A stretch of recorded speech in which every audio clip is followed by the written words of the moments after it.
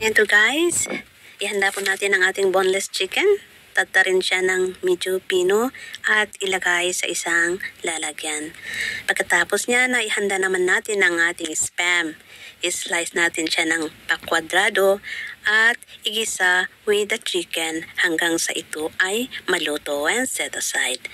Pagkatapos ay alisin natin ang buto ng ating winter melon. Pagkatapos niyan ay ihiwalay natin ang kanyang skin sa flesh and then slice natin ang kanyang flesh ng maliliit at ibalik sa kanyang skin. Pagkatapos ay ating steam siya hanggang sa ito ay maluto. And then after that, ilagay natin ang lutong spam at saka chicken sa ibabaw at steam sandali. And voila! Yan po ang ating finished product. Maraming salamat po!